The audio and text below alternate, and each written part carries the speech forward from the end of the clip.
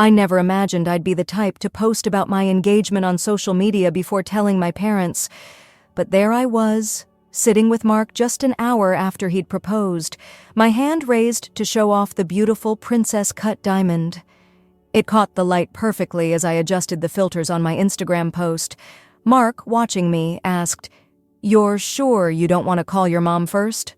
"Trust me," I said, hitting post with a small smile. "It won't make a difference." It reminded me of last Christmas when I told my parents I'd received a big promotion at work. Mom barely acknowledged it before she launched into a conversation about Jessica, my perfect sister, and her new house with her successful lawyer husband.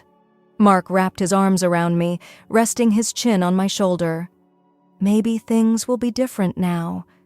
People change, Ruby." I wanted to believe him. But 27 years of being the family disappointment had taught me otherwise. The memories flooded back. Like the time in 6th grade when my parents left halfway through my piano recital to go to Jessica's cheerleading competition. Or my high school graduation, where they spent the entire ceremony talking about Jessica's college acceptance letters instead of acknowledging mine. Even my college graduation, where they spent more time bragging about Jessica's engagement than recognizing my magna cum laude honors. I leaned back into Mark's embrace. "You know, when I got into NYU for my master's degree, Mom's first response was, 'Oh, that's nice, dear, but did you hear Jessica's expecting?'" The phone rang, cutting through my thoughts. It was barely 2 hours after my post had gone live. I glanced at the caller ID, showing it to Mark with a knowing smirk. "Here we go," I muttered. "Ruby Marie Thompson," Mom's voice screamed through the speaker. "How dare you announce your engagement on social media before telling your own mother? I had to find out from Aunt Carol, who saw it on Facebook. What kind of—" I bit back the words I'd been holding in for years. Maybe if they'd shown any interest in my life, they would have been the first to know about important moments like this. Instead, I forced myself to keep my voice neutral. "Hi, Mom. I was going to call you tonight, actually." "Never mind that now." She cut me off, her tone shifting from angry to excited in a heartbeat. "We simply must have the engagement party at our house. We'll invite all the family, the Petersons, the Hendersons. Oh, and the Clarks just got back from Europe." I glanced at Mark, mouthing "help me," as she rattled off a list of people that felt like half the state. "Actually, Mom," I interrupted, "Mark and I were thinking of having a small celebration." "Nonsense!" My father's voice boomed from the background, apparently on speaker. "This is not up for discussion, Ruby. We're hosting the engagement party and we'll cover all the costs. It's what proper parents do." I felt my eyebrows shoot up. "Proper parents? Since when?" But before I could voice any objection, Mom was already listing caterers and flower arrangements, and somehow I found myself agreeing just to end the conversation. After I hung up, Mark pulled me close. "See? They want to be involved. That's good, right?" I nodded slowly, trying to ignore the knot of unease forming in my stomach.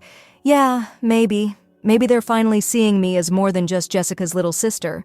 The next few days went surprisingly peacefully. Mark kept saying, "I told you so," with that adorable grin of his, and for a moment, I thought maybe things were changing. Then my phone started blowing up with Facebook notifications.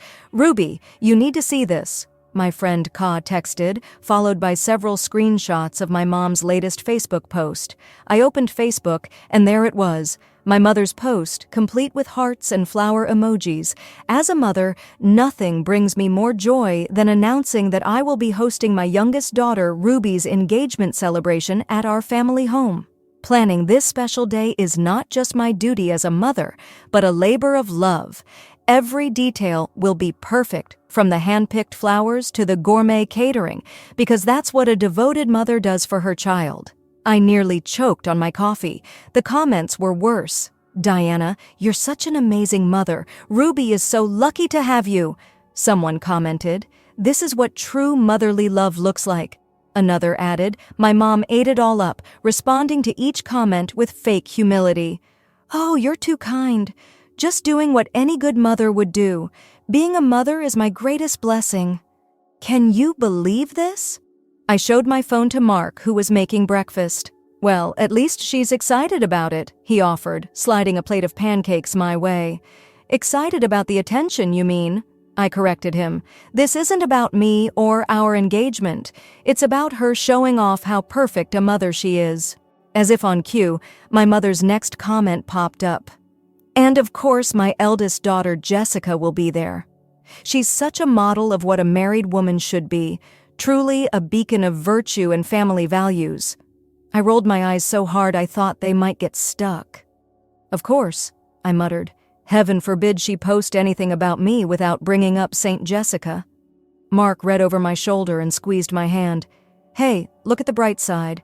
While she's busy playing Mother of the Year on Facebook, we can focus on planning our actual wedding. He was right. Our wedding was set for 8 months from now, and my mother would be too busy with the engagement party happening in 2 months. Maybe this wasn't such a bad arrangement after all. She could have her social media moment, and I could plan my wedding in peace. That peace didn't last long. My phone rang at least 3 times a day with updates from Mom about the engagement party preparations. As much as I hated to admit it, she was really good at this stuff. Every detail was meticulously planned, from the hand-calligraphed invitations to the custom cocktail menu. Your mom called again, Mark said one evening as I got home from work. She wants to know if we prefer the string quartet to play classical or contemporary pieces. I flopped onto the couch, kicking off my heels. At this point, she can have them play the Pokémon theme song for all I care. At least I don't have to deal with any of it. Speaking of planning, Mark's sister Emma chimed in from her perch in the armchair with her laptop. I found 3 more bridal boutiques for us to check out this weekend. Emma had become my wedding planning savior. She had organized countless corporate events and charity galas, and while Mom was consumed with the engagement party, Emma and I were tackling wedding details together. She had better taste than I did, and wasn't afraid to tell me when something looked terrible on me. The wedding plans were coming along nicely. Mark's parents, Tom and Linda, were incredibly helpful without being overbearing. They came over every Sunday to discuss venues and catering options, always bringing dinner so we could focus on planning. It was refreshing to experience how normal and drama-free everything felt with Mark's family. Even more surprising was how things seemed to be improving with my own family. Every Saturday, I'd go to my parents' house for dinner, sometimes alone, sometimes with Mark, and for the first time in my life, they actually seemed interested in me. "How's that new project at work going?" Dad would ask, actually waiting for my answer instead of immediately turning the conversation to Jessica. "Tell us more about how you and Mark met," Mom would say, genuinely listening to the story. It was weird. Nice, but weird. Like I'd entered a parallel universe where I wasn't just Jessica's little sister, but my own person, worthy of attention. The days flew by, and suddenly, we were just 2 weeks away from the engagement party. But then, my phone buzzed with an urgent text from Mom. "Ruby, you need to come to the house right now. It's urgent." What could be so urgent about an engagement party that was already practically planned down to the last detail? I spent the rest of the workday distracted, wondering. As soon as 5 had hit, I grabbed my things and headed to my parents' house. When I walked through the door of my parents' house, I could immediately feel that something was off. There was a buzz in the air, but it wasn't the usual family chaos. Instead, there was an unsettling quiet. I heard the sound of my nephew Tyler and niece Emma, both little ones, running in circles around the coffee table. My sister Jessica was sitting on the couch, her makeup smeared, eyes red and puffy. Mom and Dad were on either side of her, looking like they had just received the worst news of their lives. My stomach dropped. "Jess," I asked softly, setting my purse down. "What's going on?" She let out a choked sob, and Mom immediately wrapped her arms around her shoulders. Dad kept staring down at the floor like it held all the answers. Something didn't sit right. I could feel the tension crackling in the air. "Jessica, is everything okay?" I asked, moving closer. Through the sobs, Jessica finally managed to get the words out, her voice barely above a whisper. "We're getting divorced." I froze. My heart dropped into my stomach. Jessica and Tom? Getting divorced? The same couple who had always been the picture of marital perfection? The same couple my mother had shoved in my face as the ideal for the past 7 years? I couldn't process it. "What happened?" I asked, trying to keep my voice steady. "I thought everything was great between you two." Jessica's eyes snapped up, and in that moment, her anger flared. "It's none of your business, Ruby," she spat, her voice sharp. "God, you always have to stick your nose in where it doesn't belong." I raised my hands in a gesture of surrender, trying to calm her down. "I didn't mean—" But before I could even finish, she deflated like a punctured balloon. "He cheated on me," she whispered, dabbing at her eyes with a crumpled tissue. "Multiple times I found messages on his phone, pictures. I couldn't take it anymore, so I packed up the kids and left." My mind was reeling. Tom? Cheating? Everything I had known about their perfect life came crashing down around me.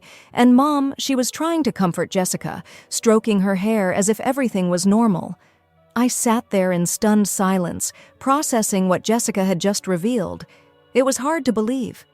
Just a few weeks ago, Mom had been talking about Jessica and Tom like they were the ultimate relationship goals.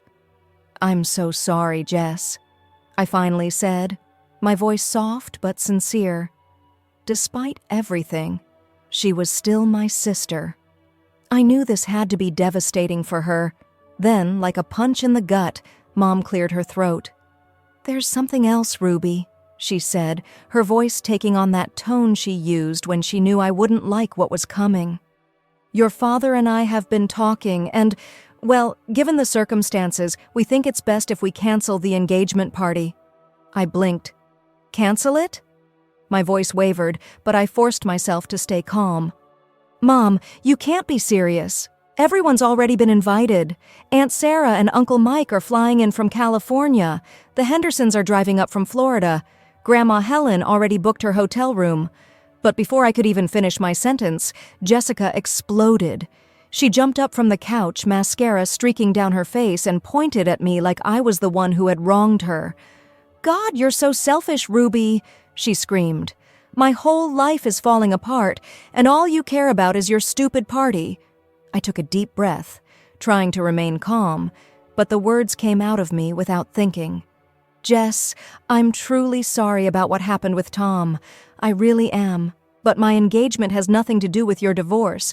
These are completely separate events." "No!" Jessica shouted, her voice rising. "I'm your sister. You're supposed to support me. You should have offered to cancel your engagement party yourself the moment you heard about my situation. But no, you're too self-centered to even consider my feelings."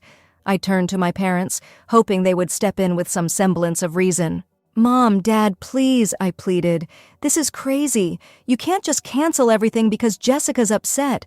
Mom straightened her back, her face hardening into that familiar "I'm in charge" expression. "Actually, I can," she said, her voice sharp. "I've already done it. I called the caterer this morning to cancel. The decorations order has been canceled too, and I've started calling the guests to let them know the engagement is canceled due to an important family matter." I could feel my heart pounding in my chest. I could barely hear what my parents were saying anymore because the sound of blood rushing in my ears drowned out everything else. "You did what?" I barely managed to croak. "It's my engagement. You had no right to do this." Dad finally spoke, his voice low and controlled. "After everything we've done for you," I interrupted him, unable to keep the frustration inside. "You mean, like how you've spent my entire life making me feel like second best to Jessica, and now you're literally canceling my engagement party because she's having a hard time? How dare you?" Jessica shrieked, her face twisted with rage. "I knew you were jealous of me, but this is a new low. You're a horrible sister." I grabbed my purse, my whole body shaking with anger. I could feel the tears threatening to spill, but I wasn't going to let them fall. "You've set me up this whole time," I muttered.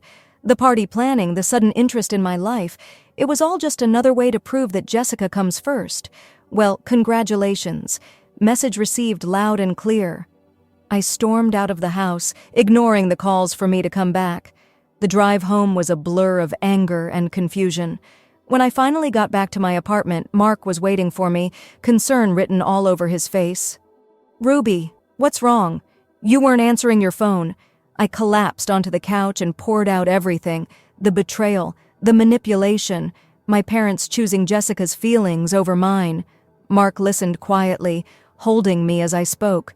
Before we could even process it all, my phone started buzzing with messages and calls from relatives. "Ruby, sweetie, are you okay? We heard about the breakup. We're so sorry if you need someone to talk to." I stared at my phone in confusion, wondering how everyone already knew. That's when Aunt Carol's message came through, and everything clicked into place. "Your mother told us about the engagement being called off. I know it must be hard, watching Jessica go through her divorce while planning your own wedding. Maybe it's for the best to take a break." I read the message again, feeling the cold shock of realization. My mother hadn't just canceled the engagement party. She'd spun the story to make it look like I was the one having relationship problems. She had twisted the narrative, making me the villain in this whole situation to protect herself and Jessica. I stared at my phone, trying to process it, when Mark gently took it from my hands and set it on the coffee table. He looked at me with determination in his eyes. "Hey," he said softly, pulling me close. "Remember what we originally wanted to do? Before your mom hijacked everything?" I wiped my eyes and nodded. A small smile tugged at my lips. "Yeah, a small, intimate celebration with the people who actually care about us." Mark grabbed his phone, already dialing Emma. "We've got a situation," he said. "Can you help us put together a restaurant party for the original engagement date? 2 weeks from now?" I could hear Emma's enthusiastic voice through the phone, already on board with the plan. "Are you kidding? I've been wanting to rescue this party from Mother Dearest since day one. Give me an hour. I'll call in some favors." For the first time in a long time, I felt my heart lighten. Maybe everything wasn't lost. Mark and I would still get our celebration. It might not look like what we originally planned, but it would be exactly what I needed. A celebration with the people who truly loved and supported us. It didn't take long for Emma to pull everything together. Within the hour, I had a list of 3 restaurants on hold for our engagement celebration. She was a force to be reckoned with, no question. She had a way of getting things done, no questions asked. And unlike my mom, she knew how to focus on what actually mattered, us and what we wanted. "We're thinking of the Italian place where Mark took me for our first date," I told her, my heart lifting a little at the thought of it. Emma's response was immediate. "I love it. I'll handle everything. Just focus on what you want. This is your day, not your mom's." It felt good to be in control for once. A small, intimate gathering with the people who really cared about us. No pressure to impress anyone or create some extravagant spectacle for social media. This was about us, about our relationship, not some fabricated version of it. I couldn't help but smile as I texted my closest friends and family members, clarifying the change in venue. I was nervous, of course I was, but a weight had been lifted. I had taken back control of my own engagement, and it felt like a breath of fresh air. "Dear friends and family," I wrote, "I want to clear up some confusion. Mark and I are still very much engaged and happy together. Our engagement celebration will still take place on the originally planned date, but we've decided to move it to a restaurant setting for a more intimate gathering. To those who have already made travel arrangements, we would still love to celebrate with you. Please let me know if you'll be able to attend the revised celebration. With love, Ruby." As I hit send, I felt a surge of relief. Maybe it wasn't going to be what I expected, but it would be ours. It would be real. The responses came pouring in right away. Some of them said they would definitely come. Others, well, some had already canceled their tickets. I felt a pang of disappointment, but then I remembered. This was for us. I didn't need anyone who didn't care enough to show up. I grabbed a notepad and started tallying up the confirmed guests. My side of the family had shrunk considerably. Apparently, Mom's calls had done their damage. But Mark's side? They were all in, showing up in full force. 30 people, no less. His parents, Emma, aunts, uncles, cousins. I couldn't help but feel grateful for them. "Hey, we need space for 30 people," I called Emma back. "Already on it," she replied. "I've got 3 restaurants on hold. How do you feel about that Italian place?"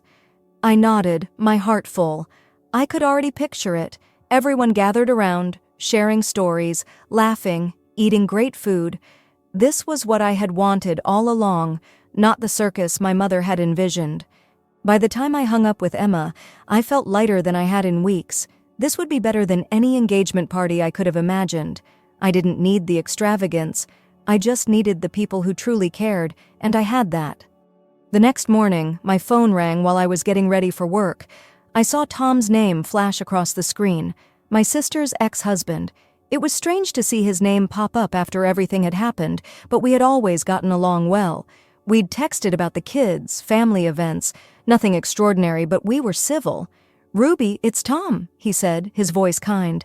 "I heard about your engagement party. I wanted to congratulate you and Mark. I know I won't be able to make it to the restaurant celebration, but I wanted to wish you guys all the best in advance." Before I could stop myself, the words tumbled out. "How could you do it, Tom?" My voice caught. "How could you cheat on my sister?" The silence on the other end was heavy, like he was struggling to find the right words. Then, in a tone I didn't expect, he let out a strange, almost bitter laugh. "Is that what she told you?" His voice was quiet. "Ruby, I never cheated on your sister. Not once. It was her. She's the one who had multiple affairs. I have proof, messages, hotel receipts, everything. Her latest boyfriend even sent me pictures of them together, thinking I already knew about their relationship." I could barely process what I was hearing. My hands shook as I gripped the phone. "Tom, are you telling me that Jessica lied to everyone?" "I'm tired of being the bad guy in her story, Ruby," Tom said, his voice raw.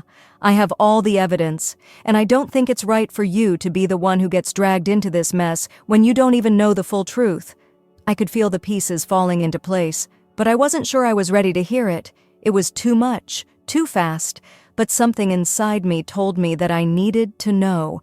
"Would you be willing to tell me everything?" I asked, my voice barely above a whisper. "And would it be okay if I recorded our conversation?" "I'd prefer that you did," he replied. "I want the truth out there, for everyone." With trembling hands, I set up the voice recorder on my phone. For the next hour, Tom laid out everything. The full, ugly truth about Jessica's affairs, her manipulation, and the way she had turned everything around to make him look like the villain. He had dates, names, and evidence. He had everything. When he finished, I sat there in shock. It wasn't just a betrayal of Jessica's marriage. It was a betrayal of everyone around her, including me. She had been lying to us all, spinning a web of deceit while she played the victim. It was a punch to the gut. I wasn't sure what to do with the information, but I knew one thing for sure. I wasn't going to let her ruin my life, too. That night, as the engagement party loomed closer, everything felt different. The truth had been exposed, but the damage had already been done. I wasn't sure if I could ever go back to the family I once knew. They had chosen Jessica's lies over the truth, but I would go on. I had to. The only thing that mattered now was Mark and me, and our future together. The day of our engagement celebration arrived, and despite everything that had happened, there was a calmness in me I couldn't ignore. It wasn't the excitement I'd expected. It wasn't that feeling of everything falling into place. No, this was different. This was more real, more grounded. I stood in front of the mirror, fixing my hair, but I couldn't help but reflect on everything. My mother's attempts to hijack our engagement, the lies my sister had spun, the way they'd twisted my joy into something for their own benefit. It had all come crashing down, but in the aftermath, I felt like I was finally breathing for the first time in a long time. Mark was still in the other room, getting ready too. I could hear him humming as he moved around the apartment. The chaos of the past few weeks had led us to this moment, and I could feel a shift. This wasn't about impressing anyone anymore. It wasn't about meeting anyone's expectations. This was for us, just us. I grabbed my phone and checked the messages again. The RSVP list had mostly settled. Mark's family was fully in, and they were coming with smiles, warmth, and no strings attached. On my side, well, it was a different story. A lot of people had backed out, and while I didn't expect it to be easy, it still stung. My mom had spread enough lies to ensure that most of my side of the family wouldn't even show up. That was her way. She had her story, and anyone who didn't fit into that narrative was out. But you know what? I didn't need them. I didn't need the people who thought my happiness was something they could control. Mark and I had enough love between us to fill the room, and that's what mattered. As I walked into the living room, Mark was adjusting his tie, smiling that goofy, endearing smile he always wore when he was nervous. "You look beautiful," he said, pulling me into a hug. "Thanks," I said softly, wrapping my arms around him. "I'm glad we're doing this. It feels right." He squeezed me tighter. "It does. It really does." And it did. For the first time in ages, I felt like I was doing something for myself. No outside pressure, no constant need to impress anyone, just us.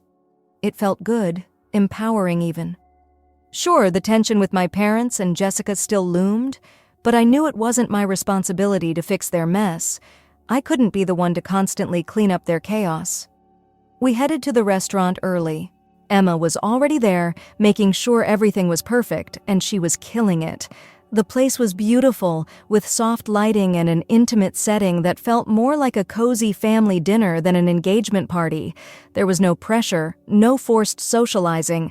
It was just people who genuinely cared about Mark and me, people who had shown up because they wanted to be there. That was enough. I couldn't help but smile as I took it all in. Emma's planning had made all the difference. The table was set perfectly, and the food smelled amazing. It wasn't a grand spectacle, but it was ours. Personal, real, and exactly what we'd wanted. As the evening went on, I realized something. I'd spent so much of my life focusing on what others thought, on what my family expected from me, but this was different. This night was about standing firm in my own truth, about embracing the people who loved and supported me, and about letting go of the toxic ones who didn't. Mark and I spent the night laughing, talking to our closest friends and family, and savoring every moment. It wasn't the party I'd once imagined with my mom's grand plans and the guest list that read like a socialite's dream. It was better. It was real. It was a celebration of love, and it was exactly what I needed. Toward the end of the evening, my Aunt Carol pulled me aside. Her face was serious but kind, and I could feel her hesitation. "Ruby," she said softly, "I need to tell you something." I braced myself, knowing this wasn't going to be easy. "What's going on?" I asked, my voice steady. "Your mother called me yesterday," Aunt Carol continued, looking around to make sure no one else could hear. "She was saying some awful things about you. Called you an egoist, a terrible daughter, and a horrible sister for going ahead with this party." My stomach churned at the words, but I stayed calm. This wasn't new. My mom had always been good at twisting the narrative. "She told you that?" I asked, trying to keep my voice even. "Yeah," Aunt Carol nodded, clearly uncomfortable. "She said you were being selfish, that you didn't care about Jessica's situation. She said the party was like twisting the knife in Jessica's back." I felt a surge of anger rise, but I kept my cool. "She really said that?" Aunt Carol gave a heavy sigh.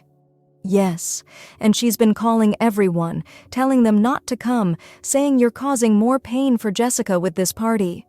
I shook my head, my chest tightening. "She's still trying to control the narrative. She's still trying to make me the villain."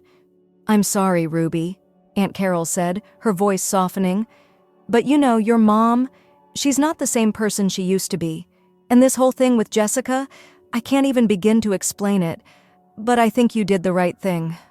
"Thanks," I said quietly, trying to push down the hurt. I'm done trying to make them see me. I can't keep fighting for their approval." Aunt Carol gave me a long, meaningful look. "I understand, but don't let their mess steal your joy. You've got a future ahead of you, and it's a beautiful one. Don't let them ruin that for you." I nodded, trying to hold back tears. This was the support I had needed all along. Someone who understood, who wasn't blinded by the lies. I could feel the weight lift off my shoulders, knowing that, at least for tonight, I was surrounded by people who loved me for who I was, not who they wanted me to be. The evening continued, with laughter and clinking glasses, and for the first time in a long time, I felt truly seen. I felt like I mattered, not because of the title I held in someone else's life, but because of who I was in my own right. Mark and I shared a moment, just the two of us, as the party continued around us. "I'm so proud of you," he whispered, pulling me into a quiet corner. "You've handled everything with so much strength. I'm lucky to be with you." I smiled at him, my heart full. "I'm lucky to be with you too." We stood there for a moment, taking it all in. The night was far from perfect, but it was our night. The truth had come out, and it had cleared the air. No more pretending, no more living for others. This was our life, and we were going to live it the way we chose.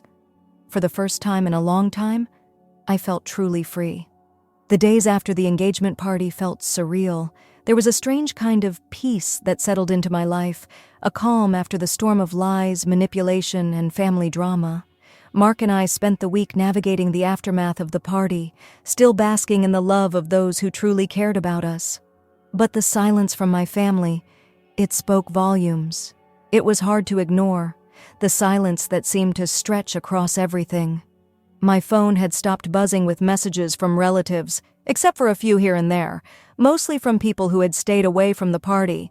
I had expected some fallout, but it still stung. But I knew, deep down, I had made the right choice. For once, I wasn't letting my family's drama control me. For once, I wasn't bowing down to the toxic narrative they'd tried to force on me, and that felt like freedom.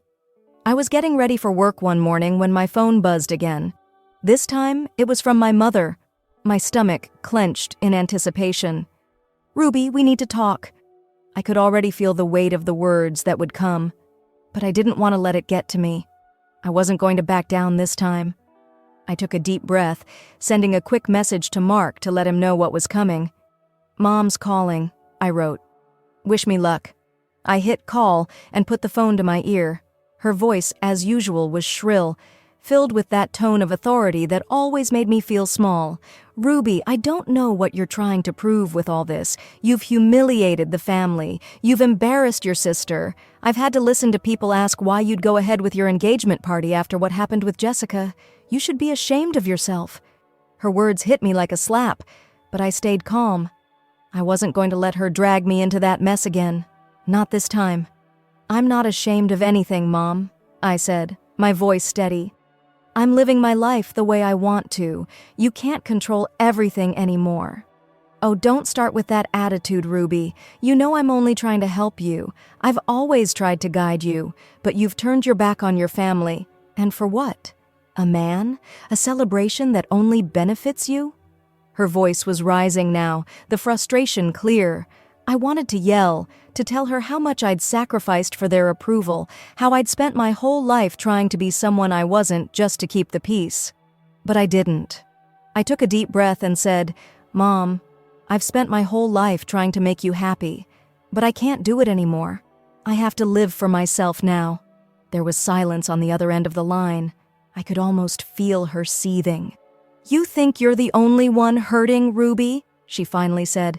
"You think I'm not devastated by what's happened with Jessica? You think I'm not going through enough right now, and you can't even have the decency to cancel your engagement party?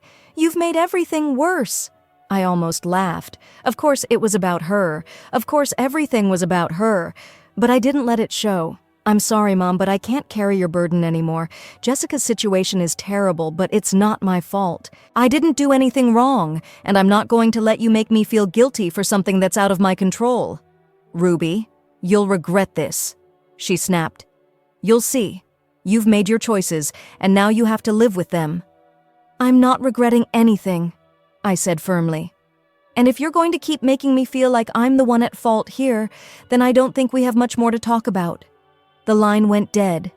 I didn't wait for her to call back. I just put the phone down and exhaled, trying to shake off the suffocating weight of her words. It wasn't easy, though. It never was. I glanced at the clock. I was already late for work, but the thought of facing another day of pretending nothing was wrong made me feel like I was suffocating. I didn't want to go through the motions anymore. I didn't want to keep lying to myself, telling myself I was okay when I wasn't. I needed to talk to someone. I needed to hear someone tell me that I wasn't crazy, that I hadn't just ruined everything. Mark was already at work, but I shot him a text. "Can we meet for lunch today? I need to talk." Within minutes, he replied, "Of course, I'll meet you at the cafe at noon." That was all I needed, just a moment of calm, just a chance to breathe. When I sat down with Mark at the cafe, he immediately pulled me into a hug. "Hey," he said softly, "I'm here. Whatever you need." I could feel the weight lifting, just being near him. He was my rock, my steadying force in the chaos. I took a deep breath. I just had another conversation with Mom. Mark frowned. "How did it go?" I shook my head, letting out a bitter laugh. "Same as always. She thinks I've ruined everything. She's so angry at me for going ahead with the engagement party, for choosing my happiness over her drama." Mark's face softened. "Ruby, you can't keep letting her control you. You've been trying to make her happy your whole life, and look where it's gotten you. You deserve to be happy. You deserve to be you." I smiled weakly, the weight of his words sinking in. "I know, sometimes it's hard to let go of the way I was raised. It feels like I'm abandoning them." "You're not abandoning them," Mark said, his voice firm. "You're choosing yourself. You've done enough for them. It's your turn now." It was like a light bulb clicked on in my head. I wasn't abandoning them. I was choosing to live my life on my terms, free from the suffocating expectations they'd placed on me. I felt a sense of relief wash over me. Mark was right. I was finally taking control, and it felt good. We spent the rest of lunch talking, laughing, and making plans for the future. It wasn't easy to let go of the ties that bound me to my family's dysfunction, but I knew it was necessary. I wasn't going to keep living in their shadow. I wasn't going to keep sacrificing my happiness for their approval. It was time for a new chapter. Later that afternoon, I got another call, this time from Jessica. Her voice was shaky, and I could tell she was struggling. "Ruby?" she said quietly. I need to talk to you." I took a deep breath. "Here we go. I'm listening." Jessica's voice was still shaky when she spoke again. I don't know where to start, Ruby." I sat back in my chair, letting out a slow breath. After everything that had happened, I wasn't sure what to expect. I had no illusions about her manipulation, her lies, the way she always managed to turn everything around to fit her narrative. But there was something different about her tone this time. It wasn't the usual defensiveness or coldness. There was a vulnerability there, raw and unfiltered. "I'm listening," I said, keeping my voice neutral but open. She was my sister, no matter what had transpired, and if she was reaching out, I wasn't going to shut her down just because of the past. I've been terrible, Ruby. I've been awful to you, to everyone. I didn't mean to do all of this, but I guess it just became easier to lie, to make everything look perfect, to keep up the image," she confessed. Her voice cracked at the end, and I could feel the tears in her words. "I made Tom out to be the villain when it was me. I did this to him, to our family." I paused, trying to process what she had just said. This wasn't the Jessica I knew. She had always been the one to hide behind perfection, to hide behind the mask of everything's fine, while making everyone around her feel small. But now, she was admitting it. She was owning up to her mistakes. "I don't know why I did it, Ruby. I don't know why I kept pretending like everything was okay when I knew it wasn't. I thought if I kept it all together, maybe it would all just go away. But it didn't, and now everything's falling apart." I could hear her sniffle, and I knew that this was her breaking point. She was finally acknowledging her own faults. It was something I'd waited a long time to hear, but part of me still couldn't let go of the hurt. The years of being second to Jessica, of watching my parents treat her like the golden child, the years of being dismissed as if I didn't matter, those things didn't just vanish because she was apologizing now. "Jessica," I said, my voice low but firm, "you've hurt a lot of people. You've hurt me. And you can't just fix it with a few words. I need time to process all of this." "I get it, Ruby." "I do," she replied, her voice heavy with regret. I've always taken you for granted, always. And I see that now. I see how much you've given up, how much you've sacrificed just to be the one who isn't a problem, and I'm sorry." I closed my eyes, feeling the sting of her words. It wasn't just her apology. It was the weight of everything I had endured for so long. The years of living in her shadow, of trying to prove I was worthy, of fighting for my parents' love and attention, only to be met with indifference. That wasn't something that could be fixed overnight, but part of me wanted to believe her. Part of me wanted to believe that she had changed, that this wasn't just another act. "I don't know if I can forgive you right now, Jess," I said honestly. "I need time. We both need time." She was silent for a moment before answering. "I understand. And I'll wait. I'll be here when you're ready." I nodded even though she couldn't see me. "Okay, we'll talk again when I'm ready." The line went quiet, and I felt the weight of everything between us. The hurt, the healing, the time that had been wasted. But for the first time in a long time, I wasn't carrying the burden alone. I wasn't playing the role of the perfect daughter, the perfect sister. I wasn't trying to fix what wasn't mine to fix. When I hung up, I sat there for a while, letting the silence settle over me. There was still a lot of healing to do, and I wasn't sure where to start. But one thing was clear. I wasn't the same person I had been when I first got engaged. I had grown stronger. I had learned to put myself first. Mark came home that evening, his usual smile spreading across his face when he saw me. He could tell something had shifted in me, something had changed. I was no longer the person I used to be, and I wasn't sure what that meant for my family. But I knew one thing for sure.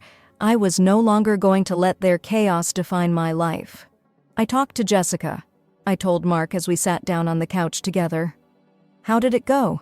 he asked, his voice calm but attentive. "She admitted everything," I said, shaking my head slightly in disbelief. "She admitted to the lies, to the manipulation, to everything. I don't know if she's really changed, but she's trying. She's asking for forgiveness, but I don't know if I can give that to her right now." Mark nodded, his hand reaching out to take mine. "You don't have to decide right now, Ruby. You're allowed to take your time. But I know you're strong, and no matter what happens with Jessica or your family, I'll always be here for you." Tears welled up in my eyes, and I leaned into him, letting the comfort of his presence wash over me. I didn't need my parents' approval. I didn't need Jessica's validation. I had Mark. I had Emma, his family, the people who loved me for who I was, not what I could give them. It felt like I was closing a chapter, but I also knew this wasn't the end. There was more to come, more healing, more changes. But for the first time in my life, I was doing this for me. I wasn't living in the shadows anymore. The phone buzzed again. It was a message from Aunt Carol checking in. "How are you, honey? Just wanted you to know that no matter what happens, we're all here for you. We love you." I smiled and typed back a quick response. "I love you too. Thank you for everything." I put the phone down and turned to Mark, feeling a quiet strength settle within me. This was my life, my happiness. And it wasn't going to be defined by anyone else anymore. Mark squeezed my hand. "We're in this together. Always." And for the first time, I truly believed it. Story 2. My life was fairly simple growing up in a middle-class suburban Chicago family. My mother, Sarah, is still employed as a secretary at Lincoln Elementary, and my father, Tom, was a police officer for 30 years before retiring. We were never rich, but they gave me everything they could. My name is Tasha Mitchell. Before I became Tasha Reynolds, that is. I got a job at Anderson & Partners, a mid-sized accounting firm, after earning my degree in accounting from college. I believed that would be my life because the work was steady and the pay was respectable. Get up, leave for work, return home, do it again. Then came the soggy October Tuesday when I actually ran into Marcus outside of Starbucks. He was on his way to a crucial meeting, and I was hurrying to get my morning coffee before work. I wanted to die there when my coffee spilled all over his ostensibly pricey suit. "I'm so sorry." I began using napkins to dab at his jacket. "I'll cover the cost of the dry cleaning, I promise." He laughed rather than become furious. "But don't worry about it. We may have supper together tonight to make up for it." That meal became another, and yet another. Marcus was not like the people I had dated in the past. He was the son of James and Victoria Reynolds, owners of Reynolds Industries, one of the largest manufacturing companies in the Midwest. But he never made me feel less than him. He cherished the fact that I was from a real family, as he put it. That all changed when he took me to meet his parents at their mansion in Lake Forest. I'll never forget Victoria Reynolds looking me up and down like I was something she'd found stuck to her shell. "So, Tasha," she said, swirling her wine glass, "according to Marcus, you work as an accountant." "Yes, I am," I replied, trying to keep my voice steady. "How practical," she remarked with a faint smile. "And your parents?" When I told her about my dad being a retired officer and my mom a school secretary, you'd think I'd stated they were professional crooks. James Reynolds hardly looked at me over supper. Speaking exclusively to Marcus about work when he proposed 3 months later, I said yes without hesitation. His parents attended our wedding with frozen grins and stiff congratulations. I believed that given time, I might gain their favor. I believed that love would suffice. Marcus and I moved into his opulent condo in downtown Chicago following our Bali honeymoon. The space, which had floor-to-ceiling windows facing Lake Michigan, was larger than my parents' whole house. I had the impression that I was dreaming. I found out that I was pregnant 2 months after we were married. When I informed Marcus, he was so excited that he spun me around our enormous living room. At the news, even James and Victoria appeared to soften a bit. "Well, at least the child will have good breeding on one side," the Victoria couldn't help but comment. "James Jr., our son." Marcus insisted on calling him after the snowy December morning when his father was born. Nothing else mattered until I had him in my arms, nor the rumors about the accountant who wed the boss's son at Reynolds Industries parties, nor Victoria's incessant criticism. We called him JJ, and he was flawless. In fact, the first 2 years were good. Marcus was a natural at being a father. Getting home early to play with JJ, reading him books before bed, and spending weekends at the park together. He was doing well as finance director at Reynolds Industries, and I was taking care of JJ and our house while working part-time from home as an accountant. Despite their distaste for me, Victoria and James lavished their grandchild with costly presents and insisted on frequent visits. But things began to alter around the time of JJ's 3rd birthday. Marcus started arriving home later and later, but he always gave the same reason. "You wouldn't understand, honey, a big project at work. He hardly made it till nighttime anymore, the dad who used to run home to see his son."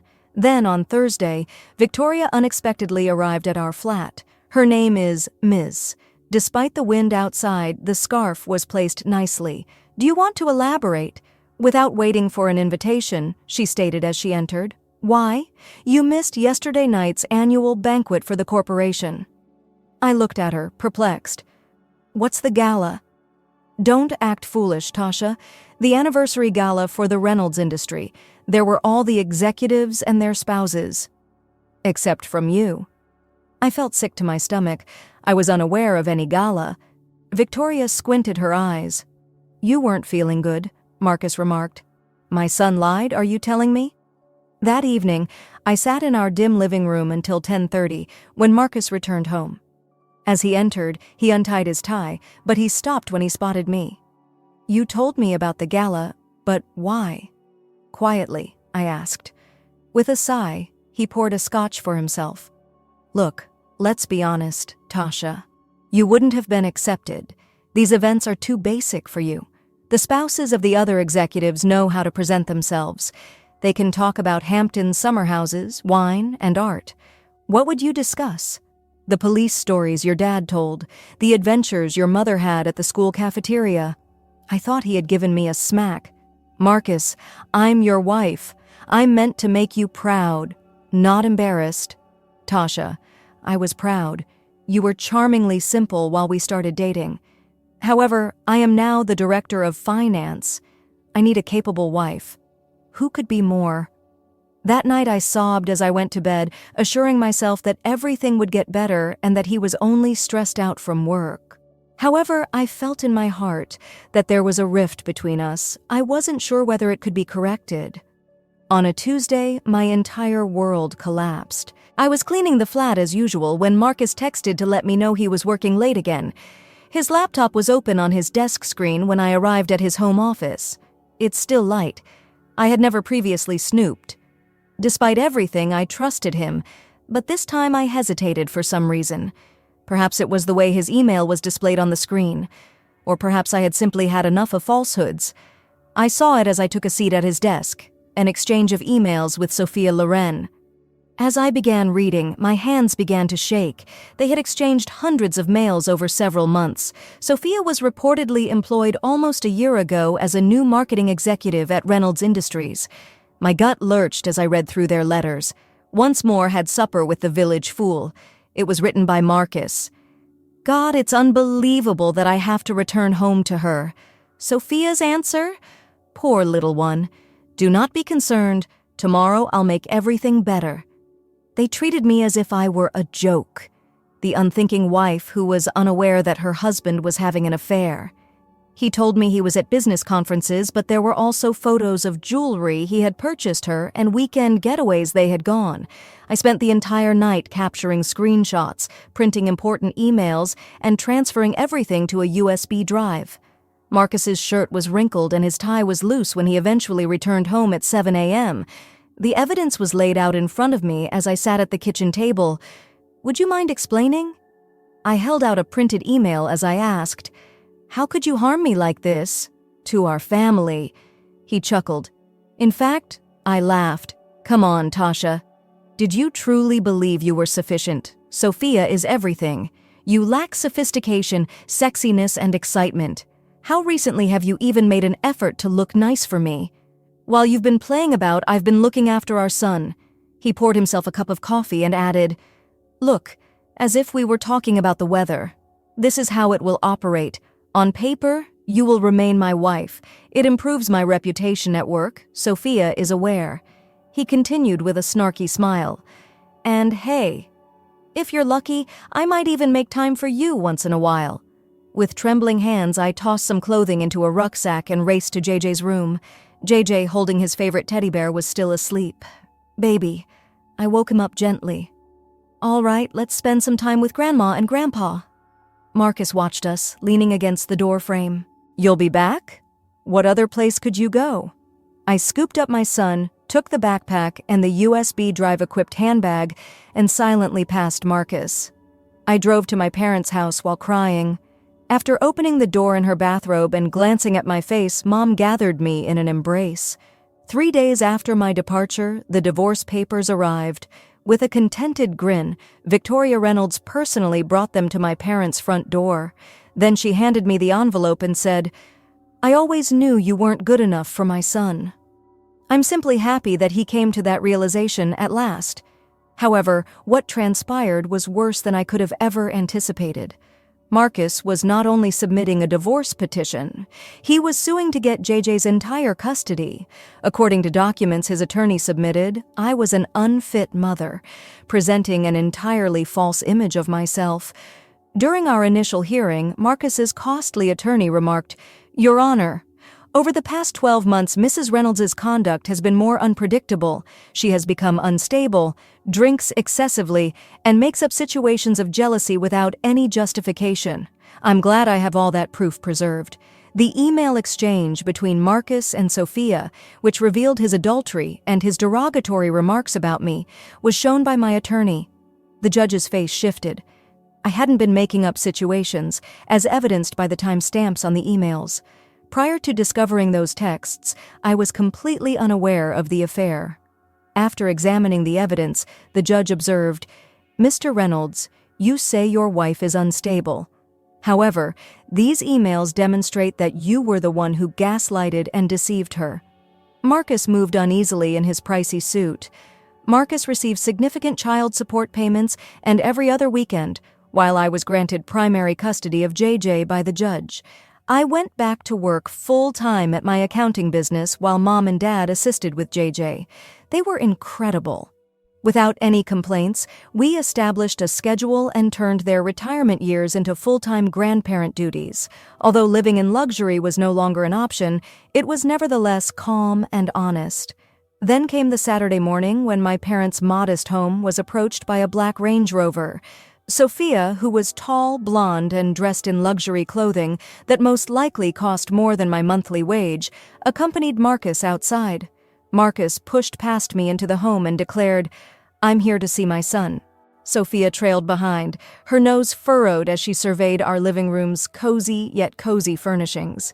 She picked up one of Mom's treasured family photographs and laughed. "Oh my God, this location is a veritable kennel of a dump. Be mindful of your speech," I forewarned her. She looked across at Marcus. "You cannot allow your son to remain with these elderly people and this hovel, baby." She pointed to my parents, who were standing in the doorway, stunned. Instead of rearing a Reynolds heir, they should be in a ditch someplace. "Leave now!" My voice trembled with anger as I spoke. "Leave my parents' place now, you two." "Or what?" Marcus scoffed. "Tasha, you know what? I've had enough of being kind. JJ will be taken by me, and I will destroy you. You believe you prevailed in court? Simply wait." I closed them both and went to the door. "Leave now." "Hurry up, sweetheart." Sophia purred to Marcus. In any case, fleas are undoubtedly present here. I gave my folks a strong hug as they drove off. Dad appeared to want to punch something, and Mom was crying. However, as I watched that Range Rover drive away down our street, I came to a realization. I no longer felt fear. I was upset. Dad discovered me sitting at the kitchen table the following evening, gazing into a chilly cup of coffee. He sat down opposite me and said, "You know, sweetheart, a strong offense can occasionally be the best defense. Do you recall Mike Sullivan? On the force, he collaborated with me. He works as a private detective now. Very meticulous man, understands how to delve deeply without leaving evidence." I considered Sophia. Smug face, about her cruel words, about my parents, about all the nasty emails she kept sending me. Just that morning, she'd remarked on my LinkedIn profile photo, "Look at this miserable pretender. No longer even able to purchase good clothing." Marcus did not improve. His most recent email had been read. "Whenever I pick up Jay and remember why I upgraded when I see you in that dump. Daddy, have fun playing poor with your officer. What is Mike's fee?" 2 days later, I asked my father. Mike Sullivan, a tough guy with gentle eyes who had known me since I was a child, was sitting with me in a tiny office downtown. Weeks went by. I focused on work and JJ, trying to ignore the steady stream of abuse from Marcus and Sophia. Then Mike called. "You must visit my office," he added. "You will want to witness this firsthand." The file he handed me was thick. He began by stating that her true name is not Sophia Loren. She is impersonating her sister. Carla Larson is her true name. While I perused the document, my hands began to shake. Prior to Reynolds Industries' employment, Sophia had been an escort, going from one guy to rich man, living off their money until they got weary of her or uncovered her small-time scams. She had gone by several names in various cities, always vanishing before the situation became too heated. However, her actions at Reynolds Industries were much worse.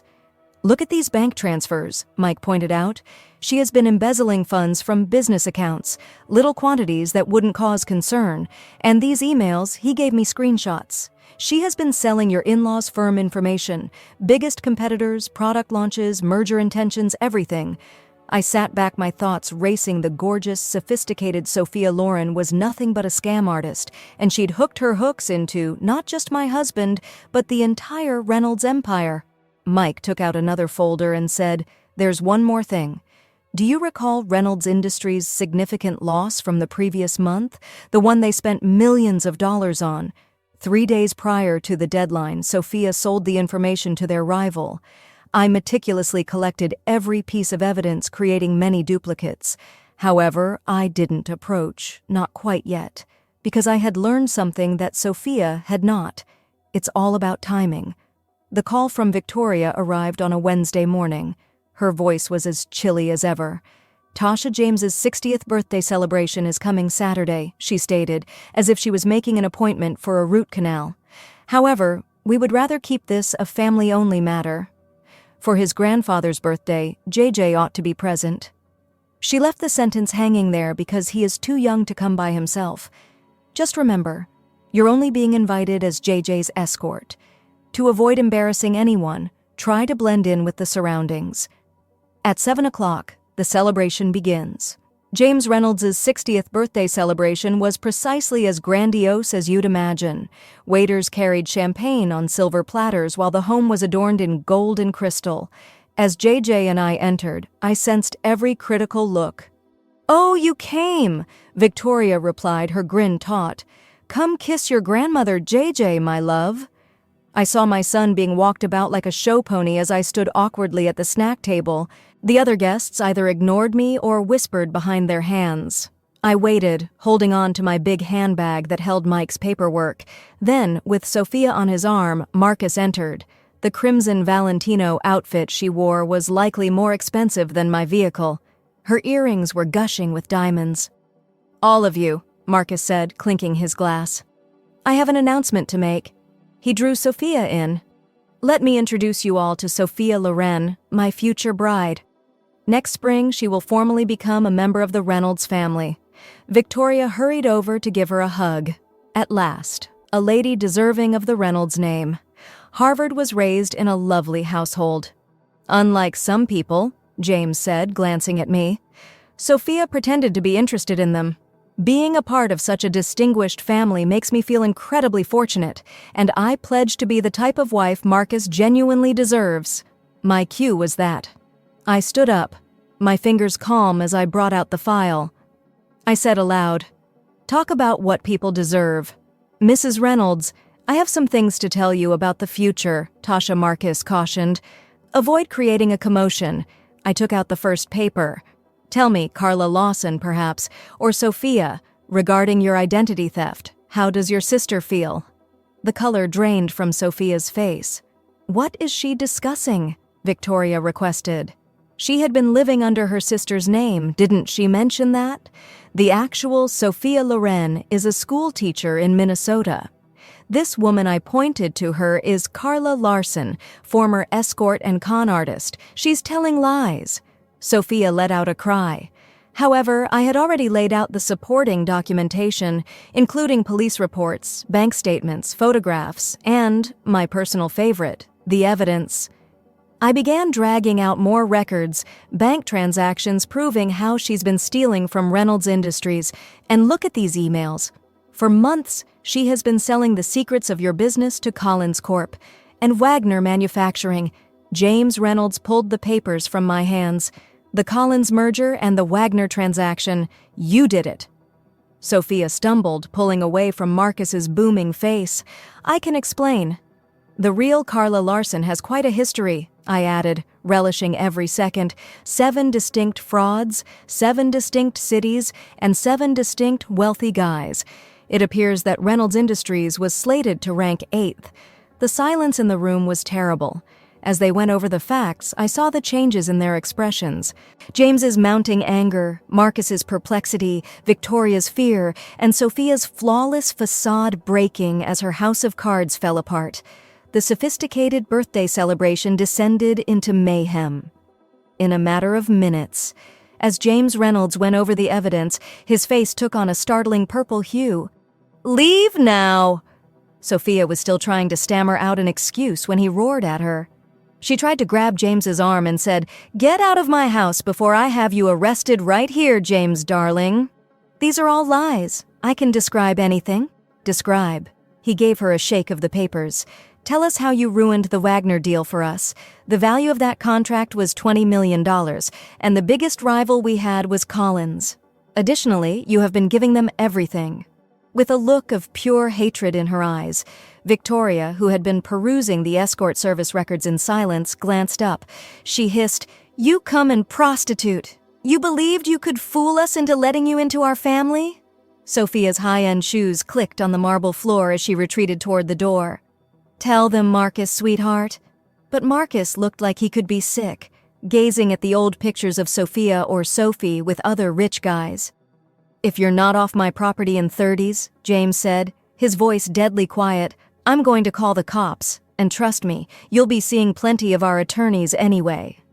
After Sophia fled, James turned to his son. Everyone was observing the partygoers as they pretended to be engrossed in their champagne. James remarked, "You brought this woman into our company, provided her with access to private data, all because she was attractive and had good legs." "I didn't know exactly, Dad." James let out a shout. "You were unaware?" "I didn't check. Just a quick thought with you." He gazed at JJ and adapted his words with everything but your intellect. "You've been let go.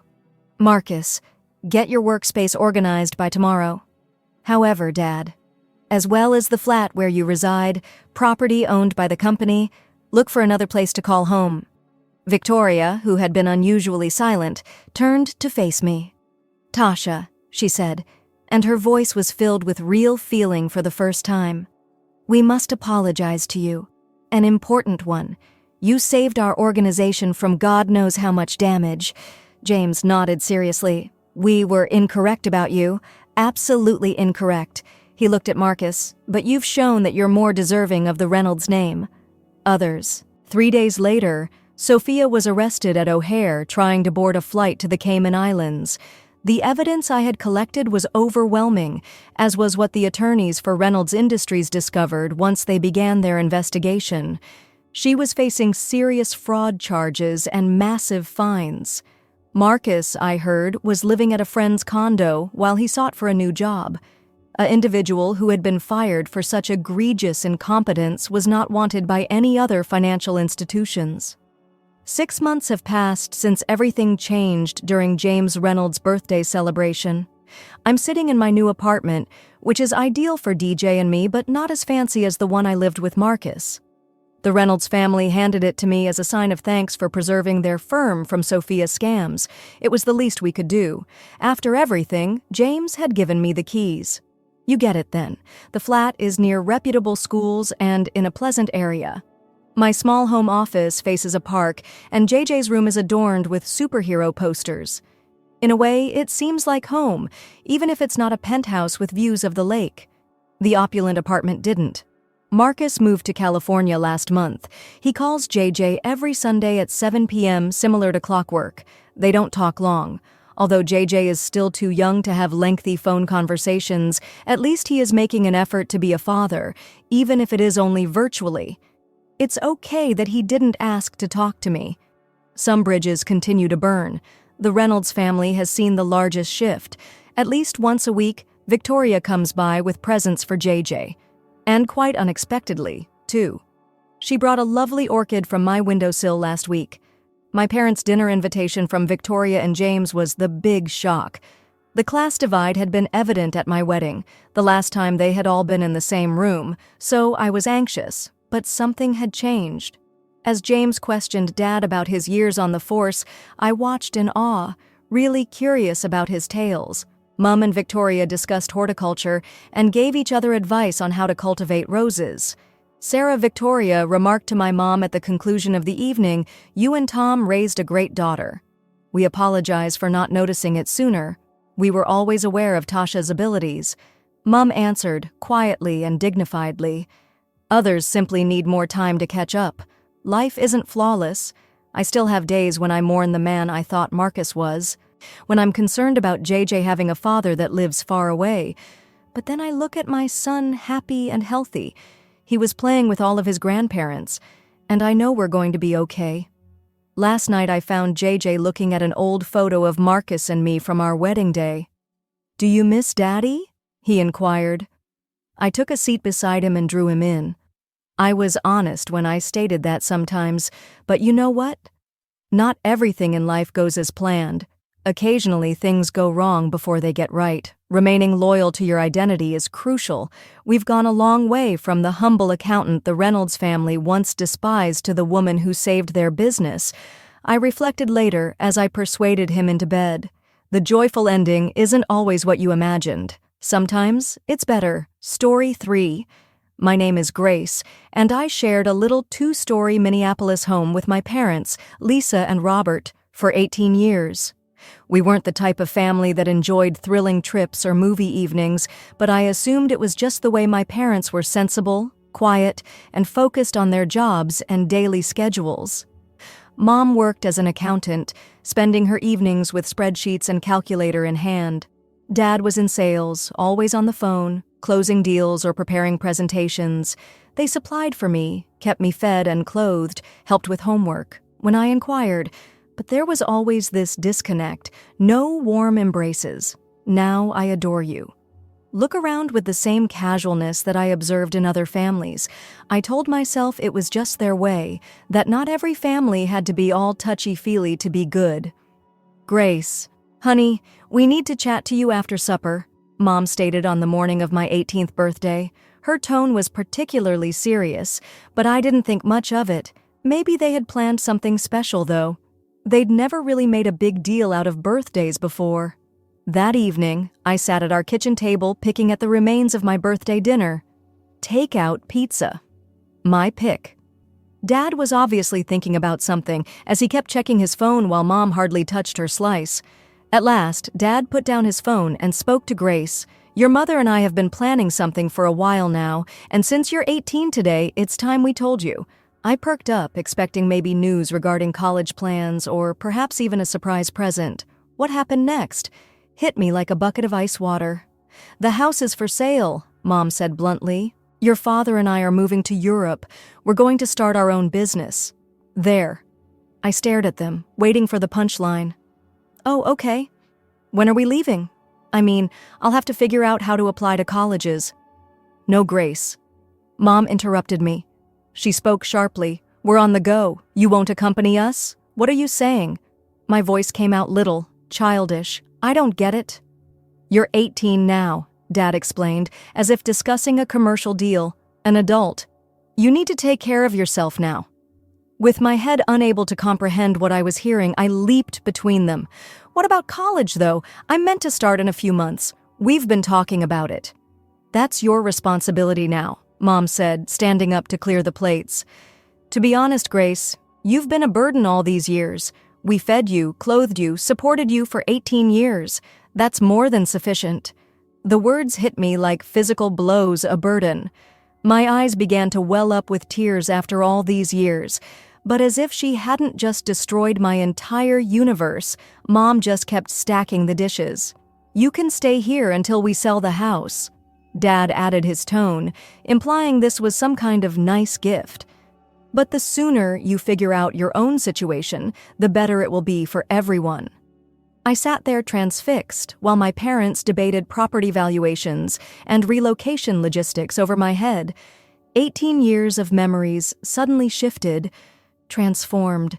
Every quiet meal, every school play missed, every quick victory in lieu of a hug. They weren't evidence of constraint or distinct parenting techniques. They were signs that my parents had been counting down the days until they could get rid of me. The next morning, I woke up feeling like I'd been hit by a truck. My hands were shaking when I called Grandma Eleanor's phone. She picked up on the second ring, her warm voice already making me feel a little less lost.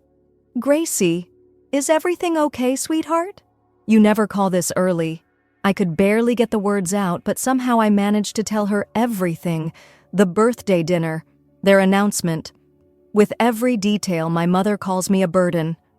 I heard Grandma's breathing getting heavier on the other end of the line. Those absolute. She muttered something under her breath.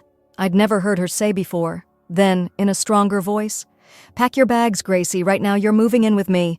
I didn't require 2 reminders. I grabbed my largest suitcase from the attic and started throwing in everything that I could think of: clothes, photos, my laptop, the few pieces of jewelry I owned. I could hardly zip the suitcase shut because my hands were shaking so much. Downstairs, Mom and Dad were still discussing about property prices. They barely looked up when I dragged my suitcase past them and out the door. Goodbye now. No questions about where I was going. Nothing. Grandma was waiting on her front porch as I got into her driveway. She gave me one of her bear hugs, the kind I'd always wanted to give my mother, and ushered me into the warm house I'd been to so many times, over cups of her famous hot chocolate with extra marshmallows. Just as when I was small, Granny spelled forth her strategy. "First things first, you're going to college," she declared, her tone leaving no room for argument. "My savings will go a long way toward paying for my grandchild's education." "Grandma, I can't take your money. Nothing is being taken by you. I'm giving it." She reached across the table and squeezed my hand. "And there's something else you should know. I'm changing my will." I glanced up, astonished. Grandma's expression was fierce.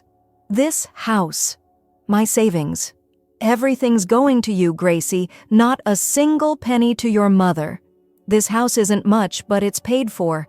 The savings aren't millions, but they're enough. It'll all be yours."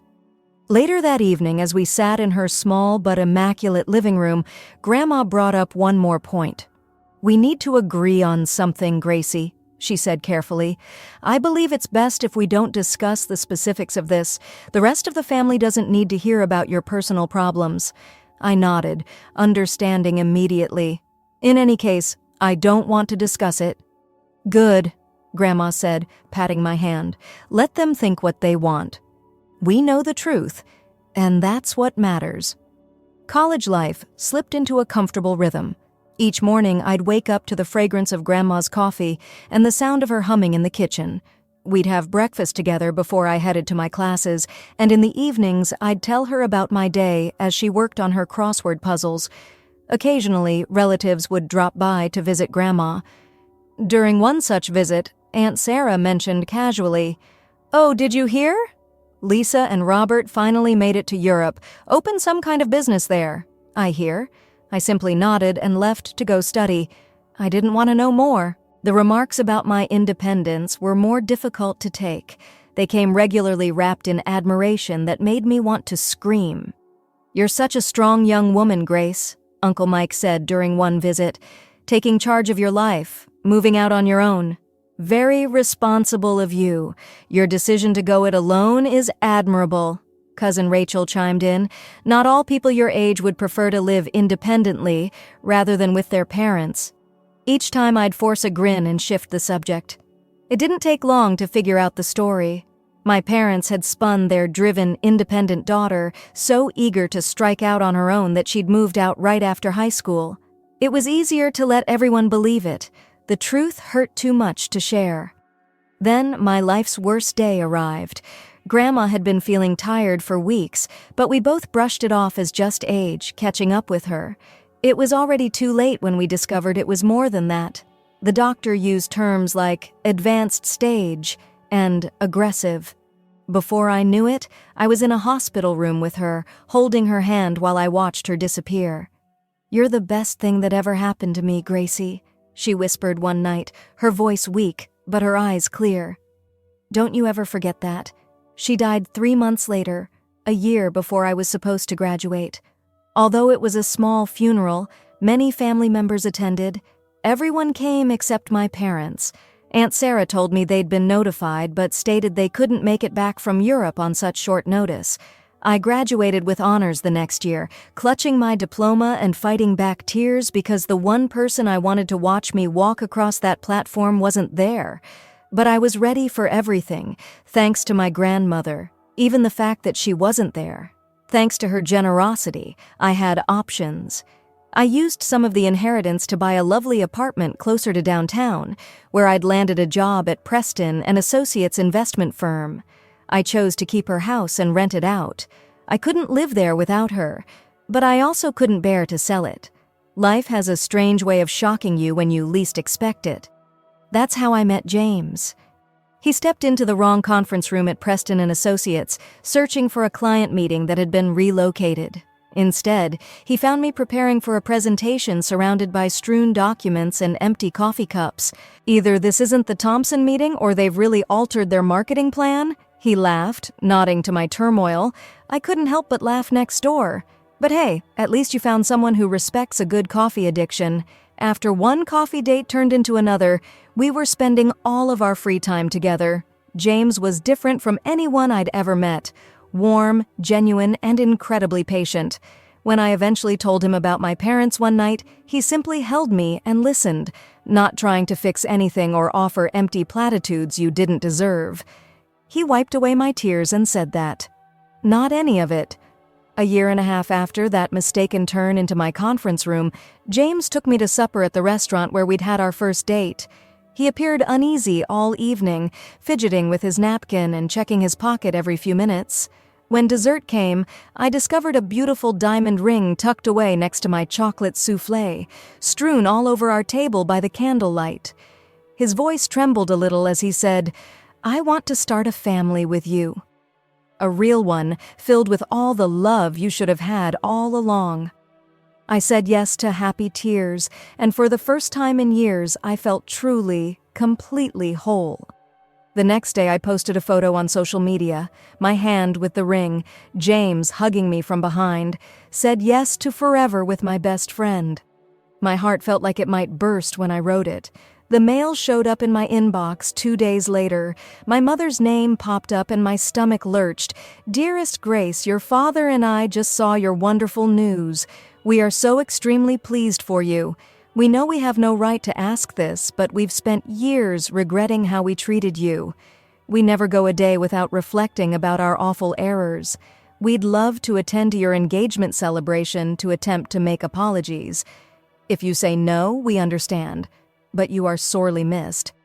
Love, Parents." I gazed at the message until the words blurred. When James came home, I showed it to him, my hands trembling. "What are your thoughts?" Hating how tiny my voice sounded, I asked. The message was read twice by James, his arm across my shoulders. "I believe it's totally up to you. But if they'd genuinely changed, if they're sincerely sorry, perhaps they should be given the opportunity to prove it." I thought about Grandma, about what she would say. She would probably advise me to follow my instincts, but exercise caution. "Okay," I whispered more to myself than to James. "One opportunity." I responded back a short note. "The party is next Saturday at 7. You may come at 6 to chat first." My hands wouldn't quit shaking as I got dressed that Saturday evening. James stroked my shoulder and kissed my cheek before stepping out to pick up the caterers, leaving me alone to face my parents. At exactly 6 p.m., the doorbell rang. I opened the door to find them standing there, Mom in an expensive-looking dress, Dad in a crisp suit. Despite having the same appearance, they appeared to be strangers. "Grace, dear." Mom went forward for an uncomfortable hug. I stood stiffly, letting her hold me but without returning it. "You look amazing, and such a gorgeous apartment." We moved to the living room, where they perched uncomfortably on the edge of my sofa. Dad complimented on the decor. Mom asked about my career, both of them acting like we were destined acquaintances at a cocktail party, rather than relatives. Then Dad cleared his throat, his pleasant look falling away like a mask. "Grace, let's cut to the chase. We are aware of your predicament." "My situation?" I felt my gut tighten. "Indeed." Mom leaned forward, her eyes sharp. "We know about Grandma's inheritance, the house, the savings, all of it. And we've done our research." "What research?" "The house is worth at least $300,000 in today's market, as if she were receiving a business presentation," she said. "And knowing Mom, there must be significant savings too. We can also see that you're doing great. Nice apartment, affluent fiancé." With a trembling voice, I said, "Get to the point." Dad made a firm announcement. "We want $70,000. It's less than we're entitled to, really. But we're being sensible." I gazed at them, stunned. Mom took out a little notepad. "I've calculated everything. As Mom's daughter, I have a right to inherit. If you don't give us the money, we'll sue for half of everything. The house, the accounts, everything of it." "You're not serious," I muttered. "Oh, yes, we are." Dad's voice hardened. "We'll make sure everyone knows how you took advantage of your grandma if you don't cooperate, how you made her hostile to us, convinced her to cut out her own daughter." "I never do." "It doesn't matter what really happened," Mom cut in. "What people will believe is what counts. Would you like your entire family to know how you plan to embezzle your grandmother's money? Listen to what your new in-laws have to say about it." The doorbell rang again early. Arrival of guests. I got up, feeling lightheaded. I need time to think about this. Think quickly. Dad stood, straightening his tie. We want an answer soon. James's parents entered just as they were leaving, all smiles and congratulations. I plastered on a fake smile and tried to focus on greeting guests, but my mind was spinning as the apartment filled with cheerful voices and laughter. I felt like I was witnessing things from underwater. The morning after the engagement party, I sat at my kitchen table gazing at my phone. James had gone to work, but not before holding me close and whispering, "Whatever you decide, I'm with you." My hands were steady this time as I dialed their number. The first ring went to Mom. "Have you made your decision?" "No." "Hello? No pleasantries?" "Indeed." I inhaled deeply. "I'm not giving you any money. Grandma made her choice and I'm honoring it. This is something you'll regret." She hissed and hung up. They wasted no time at all. That evening, my phone started buzzing with notifications. My parents had posted a lengthy message on social media, complete with sad-faced emojis and carefully filtered photos of them looking distressed. "Our hearts are breaking," the post read. "After losing everything in Europe, our home, our business, all our savings, we turned to our only daughter for help. But Grace, who is living in luxury with her wealthy fiancé, refused to help her own parents. We are now homeless, wandering between relatives' homes, without knowing where we'll sleep next week. How could we have brought up such a callous child?" Within hours, the post had been shared throughout our entire extended family. There were so many messages on my phone. "How could you, Grace? Your own parents. For 18 years they reared you. Now you have a lot of money. Why are you unable to assist them? Martha also called me crying. They need a place to stay. Grace, that house of your grandparents is just sitting there with renters in it. It should be your own parents' home." Uncle Peter's message was particularly harsh. "Your grandma would be embarrassed by your actions. Your parents sacrificed everything for you." I wanted to scream, to tell them all the truth. However, every time I tried to reply, my throat felt constricted. Then came the wedding cancellations. "I'm sorry, Grace, but I can't celebrate while your parents are suffering," Cousin Rachel texted. "What kind of person abandons their family to begin a marriage?" wrote another relative. The final blow came from Uncle Mike, who had always been kind to me at family gatherings. His message was brief and professional. "Grace, as a lawyer, I am required to advise you that I will be defending your parents in their lawsuit against you about their grandmother's inheritance. The law is clear about children's rights to inheritance, and your grandmother's will can be contested. Expect official documentation soon. I advise you to change your mind before things get out of hand. You don't want a court battle to begin your married life. Uncle Mike." As my whole extended family turned against me, I sat in my darkened apartment reading the texts over and over again. The irony was nearly comical. They were finally seeing me as the terrible person my parents had always thought I was, but for all the wrong reasons. James found me there when he got home. After glancing at my face, he drew me into his embrace while he continued to scroll through the never-ending barrage of accusations and disappointment. I sat at my computer, fingers hovering over the keyboard. Taking a deep breath, I began to type. To my friends and family. I've stayed quiet for 8 years about what really happened between my parents and me. I let everyone believe their version of events because the truth was too painful to share. But now I have no choice. My parents sat me down on my 18th birthday and informed me that they were selling our home and relocating to Europe. They informed me I wouldn't be coming with them. "You've been a burden for 18 years, my mother said. That's more than sufficient. They refused to assist me with college and to provide me with any kind of support, leaving me to fend for myself in the home. I didn't choose independence as they claimed. I was abandoned. Grandma Eleanor took me in that very night. She provided me with a home, covered my tuition, and taught me the true meaning of unconditional love. Now my parents are back demanding $70,000 and threatening to sue me for half of Grandma's inheritance. They're threatening to destroy my reputation if I don't comply. But Grandma, being the wise woman she was, saw this coming. My hands were shaking as I uploaded the video file beneath my post. Grandma's face filled the screen looking tired but determined. Sitting in her hospital room, her lawyer, Mr. Thompson, was visible in the background. "Lisa." Grandma began addressing my mother directly. "If you're watching this, it means you're trying to take what I left to Grace. I knew you would. You're my daughter and I love you. But your greed has poisoned your heart. I, Eleanor Marie Sullivan, being of sound mind and clear judgment and recording this message in the presence of my attorney, I want to state explicitly why I've chosen to leave everything to my granddaughter. Grace, 8 years ago, you and Robert, to your own child, away like she meant nothing. You refused to help with her education, refused to give her any support. You called her a burden. A burden? Your own daughter, who I watched you bring into this world. Grace never told anyone what you did. She kept her secret. Even when relatives praised you for raising such an independent daughter, she protected your reputation while you abandoned her.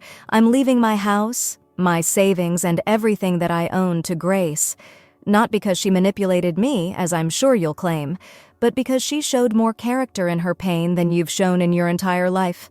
This is my final decision, made with full mental capacity, and witnessed by my lawyer Grace as my sole heir. That's all I have to say." The video ended with Grandma's lawyer confirming the date and circumstances of the recording. I added a final line to my post. "I've kept this film hidden for years, honoring Grandma's wishes to prevent family turmoil. But now that my parents are threatening legal action and propagating misinformation, I have no choice but to expose the truth. I'm sorry you all had to find out this way." I hit post with shaky fingers. The responses started flooding in, within minutes of my post. The first call came from Uncle Mike Grace II. His voice broke. "I had no idea. I'm so sorry, my God. I'm withdrawing from the lawsuit immediately." "What did they do to you?" Aunt Sarah called next, sobbing. "That birthday dinner. I remember bringing you a gift the next week. However, according to your parents, you have moved out. They seemed so proud of your independence. How could they?" Messages of astonishment, support, and apology flooded the family group chat. Rachel, a cousin, wrote a lengthy message after canceling her RSVP a few days prior. "I feel bad about criticizing you without knowing the facts. The picture your parents painted was so different. Please tell me it's not too late to attend the wedding. I want to be there to support you one by one. Every wedding cancellation was undone. Relatives who'd condemned me just days before suddenly came out with genuine apologies and offers of assistance." Messages of astonishment and grief were also received by distant relatives I hardly knew. "There will be a place card waiting for you," I told each one. No harsh sentiments. Through the grapevine I heard snatches about my parents. They'd moved in with some old pals from their college days, picking up temporary employment here and there. Mom was doing bookkeeping for small businesses. Dad took any sales positions he could find. It seemed that their lofty European aspirations had long since fallen apart. Part of me anticipated to feel terrible about exposing them, about releasing Grandma's film.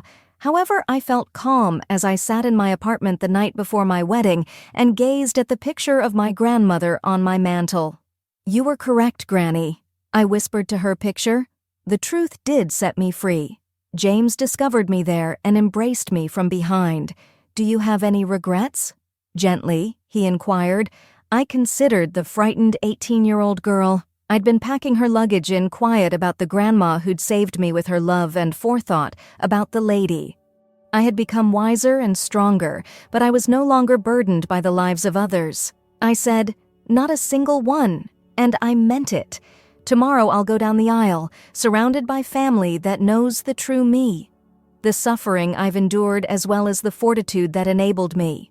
My parents won't be there, but the empty seats won't matter. I have everything I need: love, the truth, and lastly, in a lovely way, calm. I might be considered callous by some for removing my parents from my existence, for not aiding them in their hour of need. However, I've discovered that true family isn't about duty or shame. It's about truth, love, and support. And sometimes letting go is the most loving thing you can do.